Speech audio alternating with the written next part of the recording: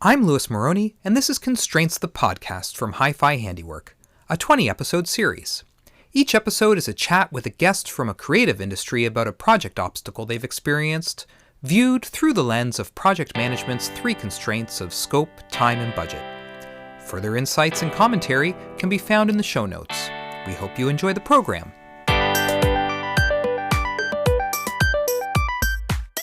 Here's something about myself. Every night before going to sleep, I pick a random tarot card and reflect on its meaning. I do this for multiple reasons. Of course, if the card represents good fortune or opportunities coming my way, I have to admit to feeling a rush of hope and anticipation equal to the hesitation I feel when the card I choose has negative connotations. I also believe that reflecting on the card can influence my dreams and possibly unlock aspects of my own psyche related to its theme. Mostly, I just like the activity of seeing my own life through a lens that would not have presented itself otherwise. It opens up fresh avenues in my mind and increases the connections I can observe between me and the events happening around me.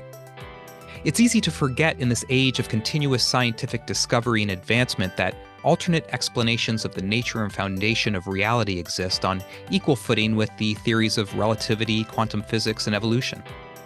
That is why physicist Sir Isaac Newton could still believe in mysticism and alchemy, or philosopher George Wilhelm Friedrich Hegel could believe in crystallography, and why new theories of the nature of our reality have and will continue to be developed in the future. In fact, the development of these theories can be placed on equal footing with creative industry practices like innovation in car design or the creation of a new look in fashion. All acts of creativity have their foundation in the observable world around us. Take today's guest, for example. He has been a professional astrologer for 25 years, after 5 years of dedicated study of the relationship between the position of the planets and stars, aligned with points in time and connecting them to events of people, groups, and nations. There is no less scientific rigor in his detailed and structured analysis than in medical assessments or laboratory experimentation. And his dedication is evident in the exhaustive astrology chart files he has compiled for culture icons like the Beatles and Timothée Chalamet, and for nations like Canada and Russia. Based in South Africa, he is as well known in the astrology circles as Margaret Reed is among physicists. Nick Dagan best, I look forward to seeing the creative industries and project management through a fresh lens today. Welcome to Constraints. Thank you, Louis. Thank you for having me. Well, thank you for being here again. Hey, so usually I just say, let's jump right in and what's the project you've brought? I think you have an idea. Yeah, and it's an interesting one, especially given that intro that you just offered, which I had no privy, insight into. I was a little, to be honest, I was a little not hesitant, but I was actually curious about how you might feel like I represented what you do and the world you come from. Very accurately, but you laid it out in such a way that really touches on what I was going to bring up anyway, which is choosing a profession that is that has a lot of taboo surrounding it, I suppose. People, well-mannered people will, never insult another person's, religion or nationality, or at least to do so is understood to be very rude. But astrology is something that everyone's quite comfortable abusing whenever they feel like it, whenever they need something to abuse. No, I'm not moaning about it. Actually, everything I'm saying is in terms of my personal experience, completely hypothetical. I haven't had to deal personally with anything too unpleasant with regard to, this attitude. It was merely the choice when I was in my late 20s and discovered astrology and became fascinated with it and decided that it was the thing I was born to do. Realizing that it was a career choice, certainly in the late 90s, that seemed like a real odd choice with not a lot of promise. For instance, I mean, the internet was brand new. I ran off to New York. I'm from Montreal, and I ran off to New York in '97 to study with an astrology organization that was based there, where I had access to a number of different teachers. I mean, I studied with over a dozen different teachers on studying different styles and methods and what have you. And I was there for 3 years and taking exams and getting really serious about it. Um, and all in that time, I was the only person in any of those astrology classes who was under 40, and one of the only men. So it was really like I didn't feel like I was jumping on board something that had, any real support or any real future.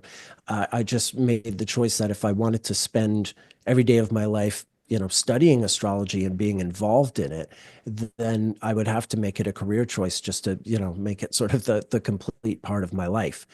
And everything was based on that. So I chose the profession because I wanted to do it, as a well, whatever it is that I do, I suppose. I don't want Well, to call it specifically an art. you found your bliss. You don't want to call it an Yeah. art.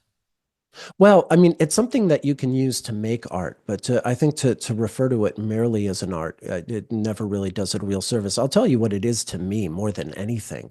And there's nothing pseudoscientific about this. Astrology is a calendar system.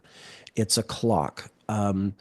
And you can argue that maybe it's not the most efficient calendar system, but it's a really interesting one to use to study history. And that was really my entree into it because I'm something of a calendar savant. I'm just one of those people who remembers a lot of dates. It runs in my family. If my brother were an astrologer, he would be exactly the same kind of astrologer I am. My grandmother, same thing. The thing is, I became an astrologer also just as the technology in the business was really shifting. Right in '99, after I'd been studying for a couple of years, I finally got a computer and an astrology software that was just coming out at the time. That allowed me to sort of, you know, turbocharge the kind of work I could do. To cast one chart before having computer software used to take half an hour to an hour. But with the advent of computers in the '80s, they started making astrology software that did the calculations for you. And by '99, you got a software that had a lot of bells and whistles and something that made it possible to set it up as a sort of research machine, which is what I invested my time in doing as I worked other sort of astrology related jobs, sometimes writing, sometimes doing consultations for people and what have you. And Nick, Uh, can you clarify what is a chart?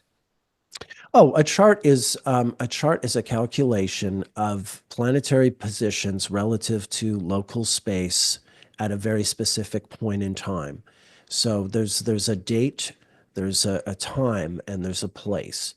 And but the so for instance, as you and I are speaking now, we're on opposite ends of the planet, and there would be, as the sun is setting here in South Africa, there will be different signs on the horizon, different tropical signs on the horizon locally here than there are where you are. This is why it's daylight in some places and nighttime in other places at the same moment. But all the planets are in the exactly the same spot relative to Earth. That would be that's just it's merely a matter of what happens to be sort of the local view of where the planets are, and therefore um, any astrology chart, whether you cast it for a person's birth or for events in history or what have you, the idea is that you've got a map of a very specific moment in time and space So on planet Earth. if you and I are born simultaneously on opposite sides of the Earth, do we have the same chart? No, no, the planets, we have the same planets at the same positions, but the chart will be radically different, actually, in a number of ways, because their relationship relative to the local space in terms of how we view them is completely different. Planets that might be at the top of the sky at midnight, here will be below you. So the map that we're At the same looking time. at is what's visible from the point that you're at, Exactly. that's what defines your chart. This is much more complex than in saying I was born at 6 a.m. on January 3rd in Toronto versus I was born at 6 a.m. January 3rd in Cape Town. Very much, very, very much.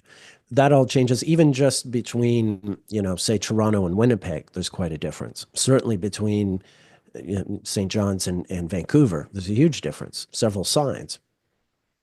Um, so yeah, I mean, astrology, that's the thing is, that's one of the beauties or beautiful things rather, about the astrological calendar system is that it's a system by which that you can use it in the most general and broad sense, like, talking about whether someone's a Scorpio or a Pisces and all the banter that goes along with that, which is not in itself unastrological, but it's just very, very general.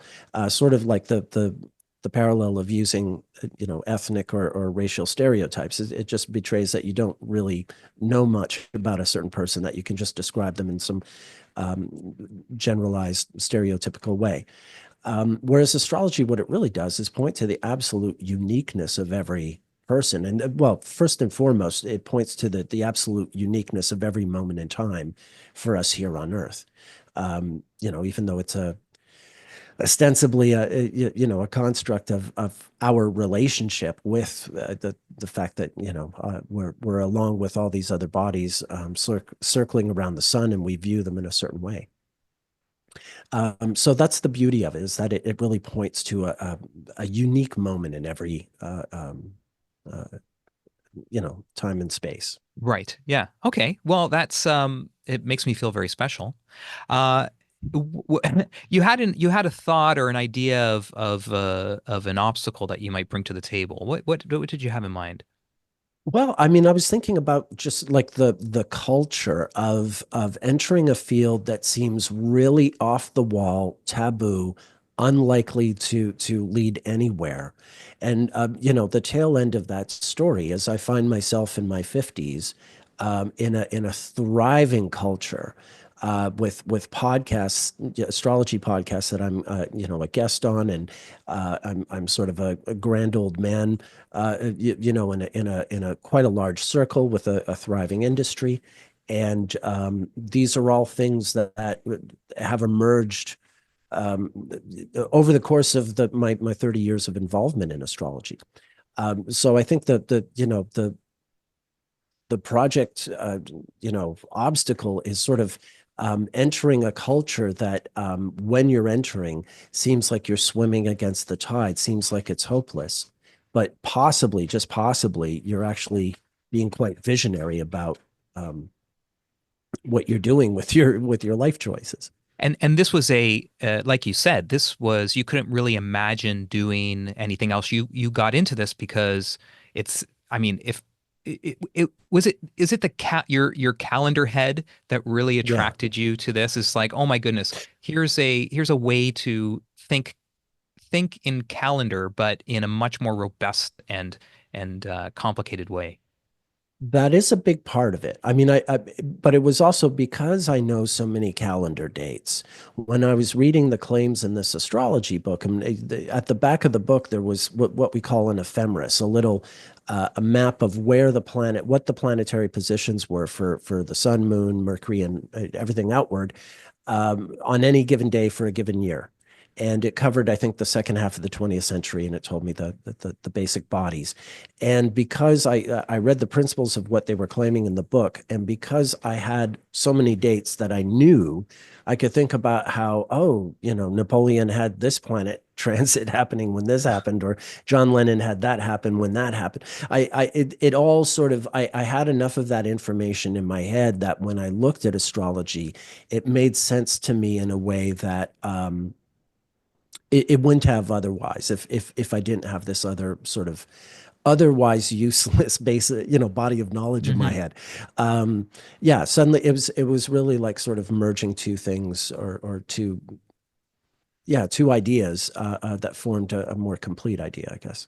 And if time had gone differently, if, 25, 30 years later, you found yourself today in a different environment where, the world of astrology is not appreciated. You don't have a community. There's really nothing that happened over the last 30 years. What do you think I mean, it's a big question, but Yeah. what would you be doing? Well, I just wouldn't be making as much money. Simple as that, you know. I would have had to make not that I haven't, but I would have had to continue on living a very sort of meager life, the life of someone who devotes themselves to something that gives them a lot of satisfaction, but doesn't necessarily earn a lot of money. So yeah, I don't know. I would have lived in a small shack and you know, tended a little garden, and you know, hopefully had enough to feed a pet, and that still would have been a satisfying life. So what do you think happened? Why did astrology gain I'm assuming popularity? I mean, you have access to the world now through Yeah. technology, so I mean that opens up the market for anybody around the world. But is there something about it that's changed? Actually, there really has. 21st century astrology has really sort of recovered. Well, certainly, you get the best way to put it is that you just get there are far more people who are really serious. Um, you know, they're not.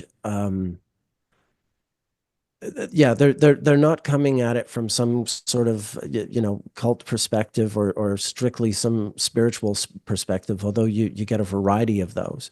But you know, really sort of serious students of this phenomenon, of this calendar system. And because the education you know, that is offered now online is so different from what I was doing in the late 90s. So much more efficient. There's so much more available to people. I mean, I had the best of the best. At the time, to be in New York City and have the teachers I had, that was really about as good as you could do, at least in North America. But you know, it sort of honestly pales compared to what's available now. And the podcasts are you know, you have some really good, serious people, you know, hosting them, and good conversation. And I guess the biggest change is, you know, a person used to go to an astrologer, sort of like as you were talking about tarot cards earlier, just like going to someone who's going to serve as an oracle for them. And there still is a fair amount of that in the practice, but really people are a lot more serious about learning it themselves. So it's not so much that they're just going to an astrologer to, you know, tell them about their love life or what have you, but they want to learn how to look at astrology and maybe, yes, you know, figure out their own lives, which it can be really helpful for, but also just to know it and apply it in the world in terms of how they go about their lives. So It does. Yeah. what is that? I guess what's the series? You started off by um, sort of describing astrology as sort of one of those fields that people aren't Yeah. afraid to, uh, I don't want to say disparage, but sort of talk about in a less serious way. Why Yeah. are people becoming, what are people getting from astrology that allows for that seriousness and that interest from people? What's happening? Well, yeah, there have been a number of things. You know, from my side, like I said, I had the right technology land in my hands at the right time. You know, um, when Galileo saw the four moons of Jupiter through his telescope, he was using a telescope for which the lens had only been invented in the last year, I think in the last 6 months. Um, or you know, when Jimi Hendrix arrived in London in 1966, Marshall amplifiers and effects pedals were only just being introduced to guitar players. So I'm not comparing myself to these people specifically, but you can have some kind of innate talent and then just sort of like collide with the right technology at the right time. Either of those people, you know, might not have amounted to who they, you know, did become, had they not had that sort of that wonderful collision with technology. You know, that's what That I propose. that's a really interesting way to put it. So Jimi Hendrix, people love to listen to him play guitar. Yeah. Galileo learned a lot about the planets. Well, What does he helped establish heliocentricity, which people think undermines astrology. And that's a whole other argument. It doesn't. Only if I was arguing that astrology strictly works with gravity, then there would be a huge hole in my argument. But anyway, that's beside the point. Please, what were you going to ask me? Oh, that's fine. No, that I maybe we need to have another conversation about that. But I guess what I'm trying to get at, and maybe even thinking 30 years down the road, like I know that you've done a lot of work with charts. I guess you call them chart files. So you Yeah, you look at, say, the career of the Beatles, and you yeah. pinpoint big moments in their career and align them with how the planets and the stars were aligned. Um, Yeah, but I do also, I mean, it's just gone deeper than that. I'm also looking at their personal lives because their lives are really well documented. So I'm looking at their marriages and their breakups and their kids and when they lose money and when they have problems, and I mean I do this with a lot of people, and when you look at their lives in time, it really is very humanizing, even for these sort of icons. I don't just study cultural icons, but I certainly do. But when you study, say, the like Marilyn Monroe and her famous iconic photo of the dress blowing up from the subway grate, that's like a sort of iconic, timeless image when people think of Marilyn Monroe. When I'm studying that astrologically, it has to do with like where it fits in the chronology. How was she getting along with her husband? What was she thinking about? What was she going through with her film studio? And why was she about to run off to New York and, study method acting? Why was she right at that moment deciding to leave her husband? All that stuff. It's like this sort of one block in a timeline that you can study using the astrological calendar system. And that's what's so fascinating about it. So these files, yeah, I have different files on different figures in politics and the arts and some science and some sports. You, and you know, and you, you name a famous person, I study them. And so is this a is it a is this an act of a historian? To some degree. Yeah, because you know immediately you sort of mentioned earlier, people used to go to astrologists and try to get some sort of insight into, where their life's at and where it's going. Is there any aspect within the work that you do within astrology that attempts to sort of make a prediction about, what's going to happen, and based on the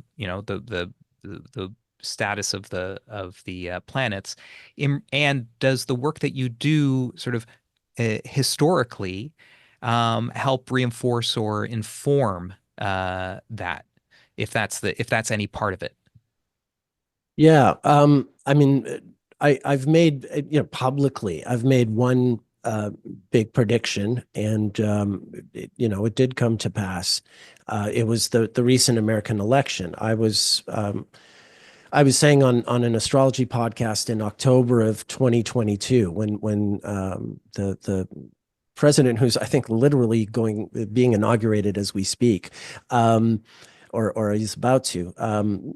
He was still up on all these trials. Like he looked like he was going down as far as anyone was concerned. But because I'd studied 250 years of U.S. history, well, really, the entire colonial 400 years of the entire American colonial project through astrology, I knew that, regardless of my feelings about the person or what would otherwise have been my feelings about that person's chances, it really seemed to me like this guy was going to get elected no matter what. And I said it really boldly, and there was a fair amount of pushback and doubt. And I didn't. It's a very strange thing to go through, and I'm not entirely sure I did the right thing by saying so. But that's the other thing, I guess, is the culture is changing in the sense that um, astrology used to be focused on sort of helping a person figure their place out in the world. And that was the main sort of idea of being doing a chart reading, if you will. After COVID, people started saying, well, and here's the thing. I mean, COVID was something that in one sense we saw coming from a long, long, long time before, but it almost seemed like no one sort of went out and said, beware, we're going to have this thing happen all over the earth. And there was some pushback from people, like why not? Why wouldn't you talk about something like that if you thought it was going to happen? And it was kind of, it was considered bad form, I suppose. You're not supposed to go around like, Cassandra and getting all worked up. So I think I was kind of responding to that, to that sea change that I felt was out there. I don't know if there was any use in me going out and, I don't think I've convinced anyone that astrology is a thing, just because I've made the prediction. And I don't see it as being like really essential to what I do. I mean, frankly, um, because I mean, I can talk about history in a number of different sort of macro and micro contexts, geopolitical history, and really makes these very interesting observations about planetary positions and cycles relative to the passing of history. And frankly, like, if this really is just something that I'm making up in my head, I personally find that way more flattering than what I think the reality is. The reality, I think I'm just, rediscovering something that people have known in the past, which is these lights in outer space are apparently trying to communicate with us. Um, but if that really is just something in my head, then that means I'm some kind of artist, and not just an artist, like a really amazing creative artist, considering what I've been able to do in the last quarter century, and what I can offer in that regard. So, I hope it's a big shuck. I Well, hope astrology is a lot of nonsense. That means I'm pretty amazing. right. I don't. Unfortunately, I don't think that's the case. Unfortunately, I think I'm just making some the kind of observations that people were making thousands of years ago when they used to look at this more closely. Well, sorry, I don't want to say at the very least, but as you were talking, it occurred to me that just even in terms of doing history of being an historian, and I'm sorry to go back to this notion of Yeah. being an historian, but Hmm. the ability to take disparate events around the world and tie them together with a system that actually allows you to, no matter what time in history or where in the world or, what culture, you have a way of connecting events Hmm. across a slice of time that I think is probably not and I'm not a historian, but that is not possible with the way history is chronicled today or traditionally. Certainly. From my perspective, studying history and studying astrology are really the same discipline. I think if you're doing one without the other, you're really not, that's not ham and cheese. It's not peanut butter and jam. You're only dealing with half of the deal there. I really feel that way. Yeah, I think of them being the same discipline. And if you didn't have astrology, I don't really see the point in studying history. Like, why? So we can have statues of people. I mean, this all gives it this other kind of depth. This allows us not to just sort of see our place in this one sense, but it really sort of gives our lives in the context of overall, human history. This much deeper perspective. There's nothing Yeah, like I it. I, I, I I agree. can't So do it just. I'm not doing it justice right now, but it's I really something else. well, I think you are, and surprisingly, or maybe not surprisingly, time has flown here. I so there's a couple. One thing I'd like to point out is I've done a few of these interviews now, and it's amazing how much I know it wasn't very far uh, ago, very long ago, but it's amazing how often the pandemic comes up as a real uh, milestone within Mhm. things that people have been working on. Even if they're talking about an obstacle from today, or even it's just it always comes up as a major influence in whatever they're doing. Um, Yeah, it's if I may say, it's a cultural milestone. I mean, whatever any of your listeners think of astrology, you can think of me as an unofficial canvasser of COVID experiences. I speak to 3 to 4 people a day, or over the course of my work week. So I hear a lot of stories, and yeah, I mean, it is the sort of the defining moment in our culture for sure. And in terms Changed of a lot. in terms of constraints, uh, you began 30 years ago. You were dedicated to this work, regardless of the time it would take or the money you wouldn't make. So, the three constraints: scope, time, money. Sorry, scope, time, money. Yeah. You were dedicated to the scope of this, and you've seen the change from when you started to where you are today. I mean, if you were to predict, 30 years from now, do you see a trajectory that astrology is going? Yeah, I mean, I think it'll gain more respect, not because, I'm going to whine about it, but because there's really something there, and technology is at a level now where we can really demonstrate that a lot more effectively than we could even 20 years ago. And it's just getting better. So, as we speak, that it's about to have another sort of turbocharged, liftoff here. Um, things are since that software I bought in '99. I mean, I'm still using a slightly upgraded version of that software, but new things are afoot that are going to represent another really huge leap in what astrologers can do. Great. And if people wanted to learn more about what you do and learn more about you, where should they go? Yeah, my website is nickdaganbestastrologer.com. I'm also a frequent guest on the Astrology podcast, which you can find at theastrologypodcast.com. And I'm also a co-founder of a company called Thema Mundi Technologies, which is creating a new astrology software called Nichepso, which will be out in a couple of months. Okay, and a couple of months as of sort of the first couple of weeks of January 2025. And so one last question I've been asking guests and putting you on the spot a little bit, but if you could Sure. just finish this sentence: creativity is Doing what you want. beautiful.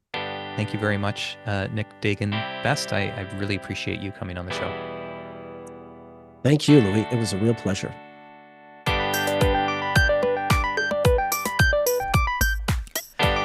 Constraints the podcast receives resource support from the Alan Slate Radio Institute at Toronto Metropolitan University and is co-produced by Louis Moroney and Mihir Kore. Please subscribe wherever you listen to your podcasts to automatically be notified when a new episode is posted.